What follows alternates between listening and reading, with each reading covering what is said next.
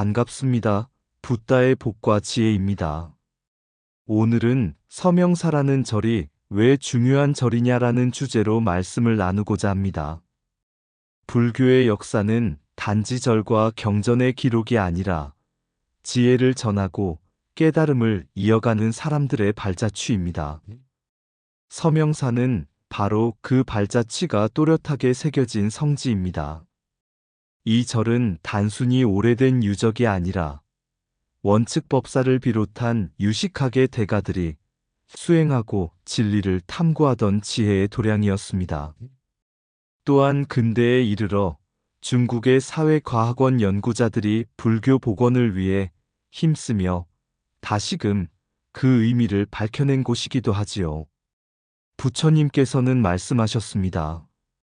진리는 먼 곳에 있지 않다. 그것을 찾는 이의 마음이 맑을 때 그곳이 곧 법당이다. 오늘 우리가 살펴볼 서명사는 바로 그 깨달음의 마음이 머물던 자리입니다. 옛 성현들의 뜻을 따라 진리를 배우고 세상과 나누는 길 위에서 이 시간을 함께 걸어가시길 바랍니다. 자, 그럼 서명사라는 절이 왜 중요한 절이냐? 그 여정을 함께 해볼까요? 당나라 시대 서안 근처에 한 산기슭에 작은 절이 있었습니다. 이름하여 서명사. 그곳에는 젊은 스님 한 분이 있었는데 이름은 원측이라 했습니다.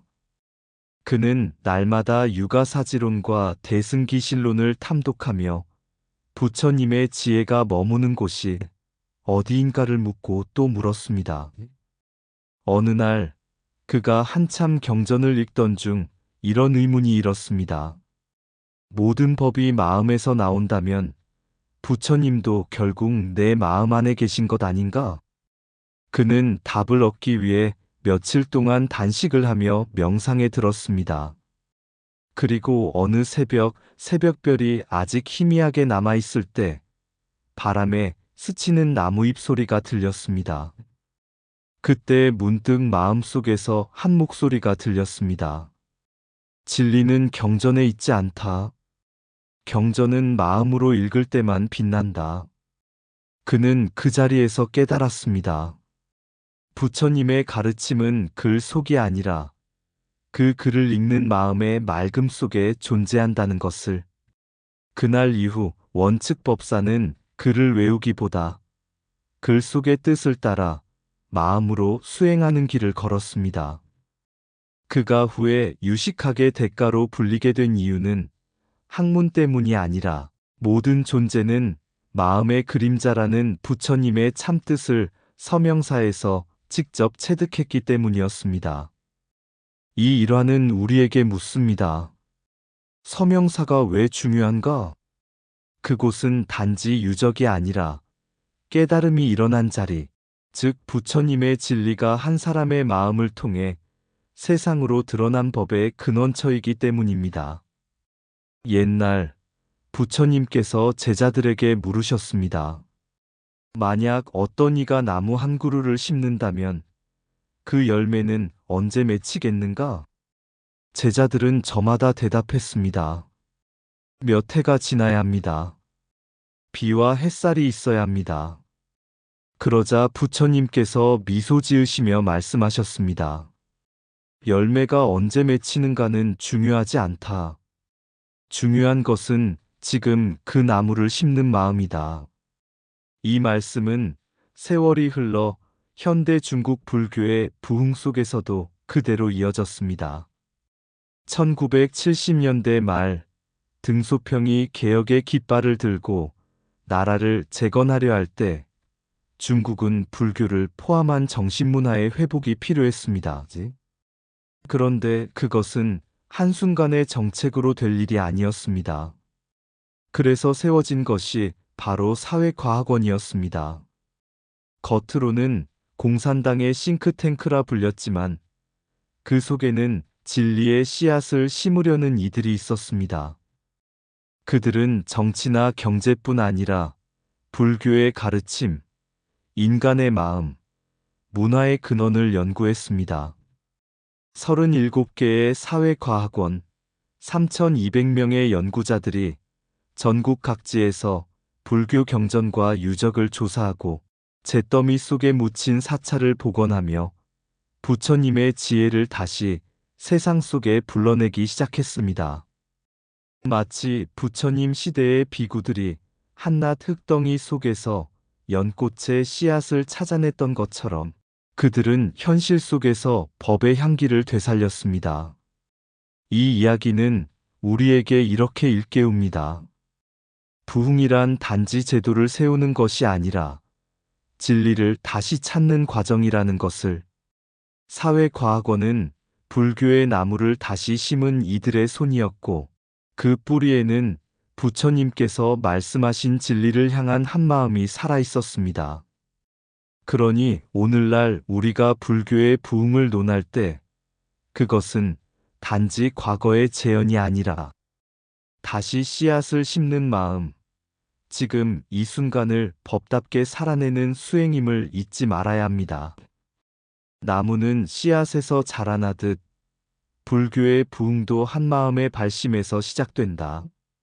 진리는 무너진 탑 속에 있지 않고 그것을 다시 세우려는 마음 속에 있다. 제도를 세우는 손보다 더 중요한 것은 법을 세우는 뜻이다. 한 사람이 바른 뜻으로 연구할 때 1000명이 참된 길을 본다. 불교의 부흥은 옛것을 복원하는 일이 아니라 지금의 마음을 맑히는 일이다. 부처님께서 가르치신 공은 비움이 아니라 모든 가능성의 자리이다.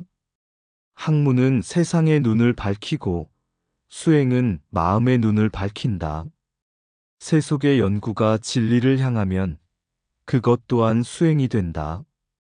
깨달음은 절벽 끝에서 오는 것이 아니라 한 걸음의 성실함 속에서 자란다. 법은 말로 가르치는 것이 아니라 행으로 이어지는 것이다. 불교의 씨앗은 사라지지 않는다. 단지 다시 빛을 볼 날을 기다릴 뿐이다. 공덕이란 부처님의 이름을 외는 것이 아니라 세상을 이롭게 하는 마음을 내는 것이다. 지혜는 고요한 산속에서도 피어나지만 혼탁한 세상에서도 자란다. 법은 시대에 따라 옷을 갈아입되 그 뜻은 언제나 한결같다. 부흥의 시작은 새 건물이 아니라 부처님을 향한 한 사람의 청정한 의심이다. 옛날 부처님께서 제자들에게 물으셨습니다. 한 강가에서 저 강가로 건너가려면 무엇이 필요한가? 제자들이 대답했습니다. 배가 필요합니다. 부처님은 고요히 말씀하셨습니다. 그래, 그러나 강을 건넌 뒤에도 그 배를 치고 가는가? 제자들이 머리를 숙이자 부처님께서 덧붙이셨습니다. 배는 건너기 위한 것이고 집착은 멈춰야 하는 것이다. 그러나 강을 건너게 한 인연은 잊지 말라. 이 말씀은 시대를 넘어 불교의 학문과 교류에도 그대로 스며 있습니다. 중국의 황심천 교수는 실크로드를 따라 도낭 문서를 연구하며 잃어버린 경전의 순결을 찾아냈습니다. 그는 고대의 사막길 위에서 부처님의 가르침이 동서 문화를 어떻게 연결했는지를 밝혔습니다. 그의 연구는 단순한 학문이 아니라 지혜의 길 위에 놓인 또 하나의 배였습니다.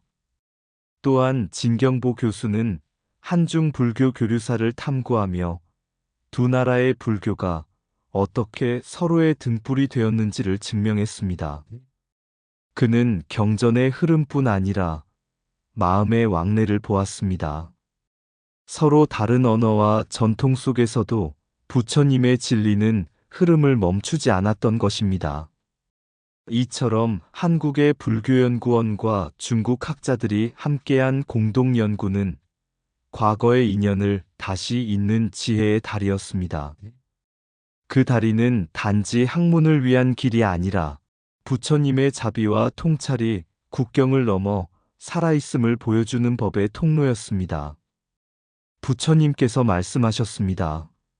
모든 길은 마음에서 나고 모든 깨달음은 인연에서 피어난다.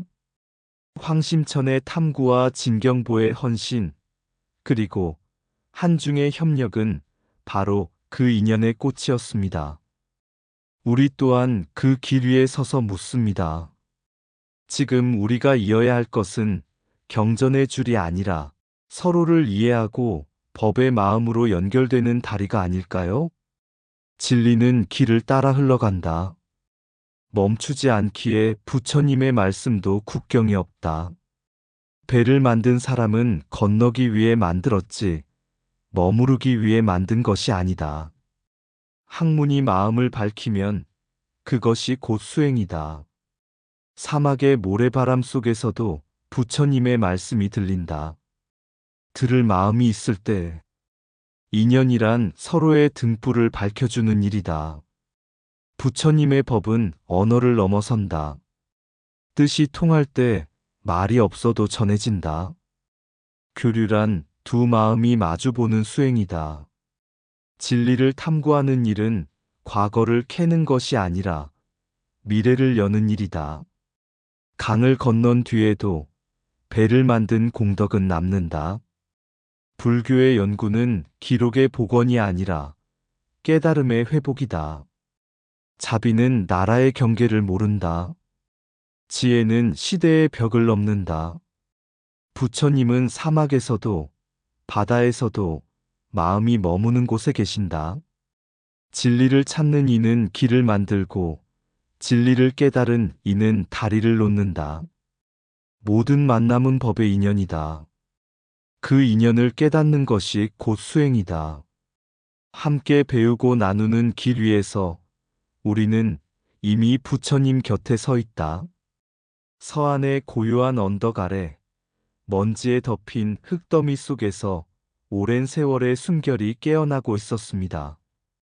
그곳이 바로 서명사 원측법사가 머물며 유식하게 꽃을 피운 수행의 도량이었습니다.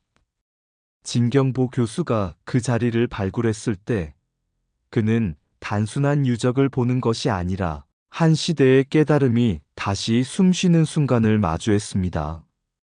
돌기단 아래에서 발견된 불상 조각 하나, 탑의 잔편 하나에도 수행자들의 숨결과 법의 울림이 배어 있었지요.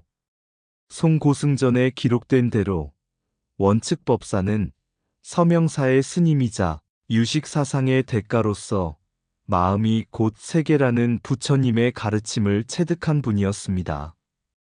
그가 일생을 바쳐 증명한 것은 세상의 실상은 마음이 비추는 그림자이며 깨달음은 바깥이 아니라 내면에 있다는 진리였습니다. 서명사의 발굴은 그 진리를 다시 세상에 드러낸 사건이었습니다. 오랜 흙 속에 묻혀있던 돌조각이 사실은 한 사람의 수행과 한 시대의 지혜를 증언하는 법의 유물이었던 것입니다. 그리고 이 발굴의 현장에는 한중 불교의 깊은 인연이 이어지고 있었습니다. 한국 연구자들이 함께 그 터를 살피고 중국 학자들과 함께 불교의 원류를 탐구하는 그 순간, 그것은 과거와 현재, 동과 서를 잇는 법의 교류, 마음의 회통이었습니다. 부처님께서는 말씀하셨습니다. 진리는 땅 속에 묻혀도 사라지지 않는다. 깨닫는 마음이 다시 피우면 돌에서도 연꽃이 핀다. 서명사의 발굴은 그 말씀의 증거였습니다. 그곳은 단순한 유적이 아니라 부처님 법이 사람의 마음을 통해 이어지고 지혜가 시대를 넘어 다시 피어나는 불교사의 맥이었습니다. 진리는 흙에 묻혀도 사라지지 않는다. 깨닫는 마음이 있을 때 다시 빛난다. 한 조각의 돌 속에도 수행자의 숨결이 깃든다. 그것이 법의 유물이다. 마음을 밝히면 옛 절의 탑이 다시 서고 어둠을 거두면 지혜의 길이 열린다. 부흥은 새로 짓는 것이 아니라 묻혀있던 진리를 다시 꺼내는 일이다. 유식이란 마음을 아는 학문이 아니라 마음을 비추는 깨달음이다. 불상은 돌로 만든 것이 아니라 자비로 빚어진 것이다. 부처님의 법은 사라지지 않는다. 다만 우리가 다시 듣기를 기다릴 뿐이다. 유적의 가치는 돌에 있지 않고 그 속에서 깨어나는 지혜에 있다. 옛 절의 이름은 사라져도 그곳에서 피운 법의 향기는 남는다. 교류는 경전이 오가는 것이 아니라 지혜가 오가는 일이다. 마음이 곧 세계라면 발굴 또한 마음의 탐구이다. 땅 속의 탑을 드러내는 일은 내 마음의 법을 드러내는 일과 같다. 법은 흙에 묻히지 않는다. 다만 우리가 아직 그것을 찾지 못했을 뿐이다. 한 시대의 깨달음은 돌처럼 남아 후세의 눈을 열게 한다. 부처님 법의 뿌리는 시간 아래 묻히지 않는다. 진리를 구하는 이의 발걸음이 곧 그 뿌리를 일으킨다. 옛날 어느 마을에 말수가 적고 늘 조용히 미소 짓는 한 스님이 있었다. 사람들은 그 스님을 침묵의 수행자라 불렀다. 그러나 그 침묵 속에는 깊은 자비와 지혜가 깃들어 있었다. 하루는 마을의 젊은이가 찾아와 물었다. 스님, 부처님의 말씀을 전하려면 어떻게 해야 합니까? 저는 경전을 많이 외우지만 사람들은 제 말을 듣지 않습니다. 스님은 미소를 지으며 아무 말 없이 젊은이와 함께 마을길을 걸었다. 길가에는 병든 개가 신음하고 있었고 지나가던 아이들이 돌을 던지며 놀고 있었다. 스님은 조용히 다가가 개를 품에 안고 물을 먹였다. 아이들은 놀라서 돌을 멈추고 그 모습을 지켜보았다. 그때 스님이 말했다. 이것이 부처님의 말씀이다. 젊은이는 고개를 숙였다. 저는 경전만 외웠지 마음으로는 부처님을 전하지 못했습니다. 스님은 부드럽게 웃으며 답했다. 입으로 전하는 말은 바람에 흩어지지만 행으로 전하는 법은 마음에 새겨진다. 부처님은 말씀으로만 오신 분이 아니라 그 말씀을 살아내신 분이다. 그날 이후 젊은이는 마을을 돌며 병든 이들을 돕고 분노한 이의 손을 잡으며 부처님의 뜻을 전했다. 사람들은 그를 보고 말했다. 저 사람의 발자취에서 부처님의 향기가 난다. 이처럼 부처님의 참된 법은 글과 말에 머무는 것이 아니라 매 순간 자비로 살아내는 삶 속에서 드러난다. 그 길을 걷는 자가 곧 부처님 말씀을 전하는 승려이다. 한마디 말보다 깊은 침묵, 그 속에 부처님 숨결이 스민다. 경전의 글자는 바람에 흩어지나 자비의 행은 세월을 넘어 남는다. 병든 이를 품은 그 두 손, 슬픔을 닦는 미소 한 줄기, 그것이 곧 법문이요 설법이니 행동이 경전보다 먼저 빛난다. 불빛은 입술에서 나지 않고 맑은 마음의 바다에서 솟아난다. 부처님의 길은 먼 곳이 아니라 지금 이 걸음, 이 숨결 속에 있다. 누가 법을 전하는가 묻는다면 조용히 돕는 자를 보라 하리라. 그의 발자국마다 향이 나고 그의 침묵마다 법이 흐르리. 이상 붓다의 복과 지혜였습니다. 오늘도 복지 구족한 날 되세요. 구독과 좋아요는 붓다의 복과 지혜를 밝히는 큰 자비의 등불이 됩니다.